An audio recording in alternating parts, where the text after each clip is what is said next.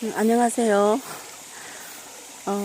저는 그 중국 역사나 다른 나라 역사 이야기를 단편적으로 언급하면서 재미있는 부분을 여러분들한테 좀 알려주고 싶고 그런 건 있었지만 우리나라 역사를 사실 여기에서 하기는 싫더라고요.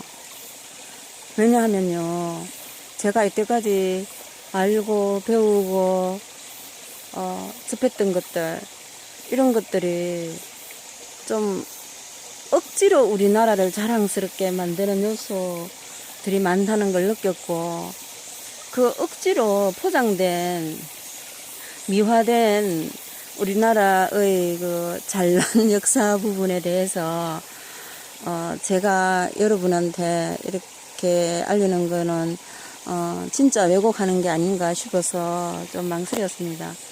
근데 저는 사실 현재 우리나라의 하나의 현상이기도 하지만 저는 이걸 설민석 현상이라고 한번 부르고 싶습니다. 이 설민석 현상을 우리가 좀 극복을 해야 되지 않나 싶어요. 제가 옛날에는 제가 한 10년 훨씬 전이겠네요. 그 EBS에서 설민석 씨 강의하는 거 한 번씩 봤어요. 그런데 제가 어느 순간부터 한 몇 번 보고 그 다음부터는 막 안 봐지더라고요. 그런데 이분은 세종대왕에 대해서도 무슨 말을 하면 굉장한 미사여구가 많아요. 그래가지고 진짜 세종대왕은 한편의 허점도 없는 것처럼 모든 사람들 그 당시 그 강의하면 그 청중에 앉은 청중들도 전부 다 그렇구나 하면서 끄떡끄떡 하면서 진짜 완벽한 성인군자, 완벽한 인간인 것처럼 그 세종대왕을 묘사를 하는 거예요. 그래서 사람들이 거기에 또 공감을 한다고 고개 끄떡끄떡하고 이런 것에 대해서 제가 조금은 반감이 있었거든요. 제가 예를 들어 세종대왕 이야기 나왔으니까 세종대왕도 저는 한글 연구라든지 신분 제도를 고착화시킨 거, 노비를 많이 늘린 거 이런 부분에 대해서는 꼭 세종대왕을 나쁘게는 비판하고 싶지는 않지만요. 그게 세종대왕의 통치 수단이었다고 저는 생각을 하거든요. 그러니까 그걸 나쁘게 해석할 수도 있어야 된다고 생각합니다. 저는 세종대왕이 그 당시 종부법에서 노비제도를 종부법에서 종모법으로 바꿨거든요. 노비 숫자를 늘리기 위해서. 종부법이라는 것은 아버지가 노비면 그 자식들은 엄마가 양인일지라도 자식들이 노비가 된다는 거고, 종모법이라는 것은 엄마가 노비면 아버지가 양인일지라도 자식들의 노비가 된다는 거. 그러니까 엄마 신분을 따르는 게 종모법, 아빠 신분을 따르는 게 종부법인데, 통념상 그 당시 조선시대는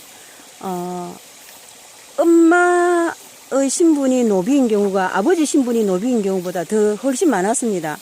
그러면 세종대왕이 종부법에서 종모법으로 바꿨다면 그런 노비를 늘리기 위한 거거든요. 저는 그런 노비 늘리는 게 문제가 아니고, 그 당시 세종대왕 때 신분제도를 너무나 고착화시켜가지고 천한 노비들을 완벽하게 천하게 만들어버렸다는 거죠. 예를 들어서 왕족들이요, 노비를 죽이면 처벌 못하게 만들었어요. 이게 세종대왕 때입니다. 그리고 또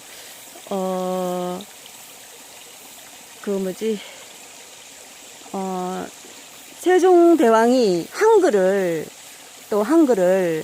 창제한 게 백성을 위한 휴머니즘, 말할 수 없는 그 휴머니즘이 바탕이 된 것도 맞지만, 그 당시 한글은요, 솔직히 말하면 한문의 보조수단으로 한글을 만들었다고 보는 게 정확합니다. 왜냐하면 백성들이 글자를 모르니까 글자를 모르니까 한글을 깨우쳐가지고 세종대왕이 우리나라 백성들을 잘 다스리는 통치 수단으로서 생각을 했고요. 또 한자 유교사상, 한문 중심의 유교사상을 백성들한테 널리 알리기 위해서 일단 쉬운 한글로서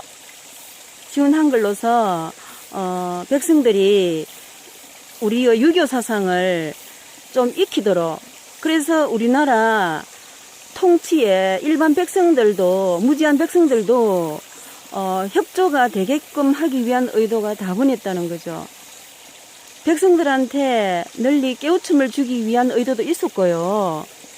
그래서 저는 물론 제가 주장하는 게 다 맞다는 거 아니고, 세종대왕이 명군이고 형군이면은 말할 수 없습니다.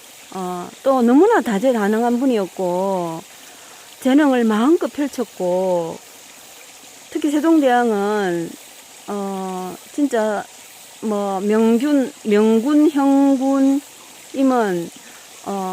타고난 유전자가 워낙 재능이 뛰어난 분이었고요. 그 어머니 민씨가 굉장한 천재였어요. 사실 그 민씨, 태종의 왕비 민씨 부인이 굉장히 뛰어난 능력을 가진 굉장히 진짜 영리한 분이어가지고, 태종 이방원도 좀 대단한 사람이지만요, 그 부모의 우수한 유전자를 받은 세종대왕은 그 부모의 좋은 점을 다 받은 것 같아요. 재주가 굉장히 많았고 그걸 마음껏 우리나라 통치에 활용을 했고, 그래가지고 저는 세종대왕을 굉장히 이 통치를 수월하고 잘하고, 그 다음에 백성들을 국가 통치에 잘 협조하도록 만들기 위한 여러 가지 이 과학기술, 제도의 개혁, 또 한글의 창제, 이런 게 있지 않았나, 저는 그렇게 생각하고, 그게 모두 다 그게 나쁘다는 게 아니고요. 그게 어떤 면에서는 백성들한테 백성들을 힘들게 하는 부분도 있었다는 거죠. 신분제도에서 노비들 숫자가 늘어나고, 특히 노비들이 너무나 천하게 사람 취급도 받지 못하고 물건 취급을 받고 거래하는 식으로 취급받게 된 게 세종 이후에 더 심해졌고요. 노비들의 삶이 더 비참해지게 된 거는 세종대왕 이후에 심해졌고, 노비들이 하나의 물건 취급을 받게 된 것도 이 세종 때 그 천함이 고착화된 그것 때문이 아니었나, 그렇게 생각을 합니다. 세종대왕께서 노비도 출산하면 출산 휴가를 뭐 줬다고 하는데, 그거는 국가적으로 개인적으로 그러니까 특히 국가적으로 그게 도움이 되기 때문에 백성을 사랑하는 애민의 마음도 있었겠죠. 휴머니즘 정신이 워낙, 휴머니즘이 바탕이 된 분이니까 그렇게 있었겠지만, 근데 이런 걸 이렇게 이제 다양하게 해석할 수 있는 부분을 설민석 씨는 좀 곁들여서 강의를 하면 더 진실에 접근하지 않나 싶은데, 예를 들어 세종대왕 한 분만 보더라도 너무나 완벽한 군주다, 절대 허점이 없는, 단점이 없는 그런 성인군자다 식으로 자꾸 강의를 하는 것은 좀 지양되어야 하지 않나, 그렇게 생각을 합니다. 조금 불만이 있었는데, 그래 조금 설민석 씨가 그 부분 말고 다른 역사에서도 좀 진실에 접근할 수 있는, 우리 역사의 못난 부분도 좀 들춰내가지고 자기가 인기를 좀 잃더라도 그냥 단지 방송일이라는 생각을 하지 마시고, 설민석 씨,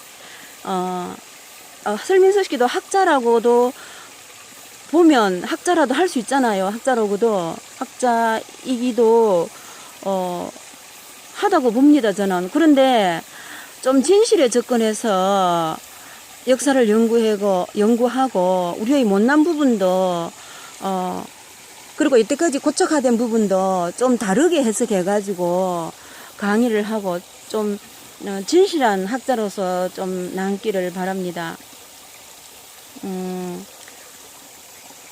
제가 너무 사람들이 여기 설민석 최 뭡니까 그 사람 그런 사람들의 강의가 실제로 좀 왜곡된 부분도 있는데 너무 열광하니까 좀 제 생각에서 그런 게 좀 우려가 돼서 이렇게 찍어봤습니다.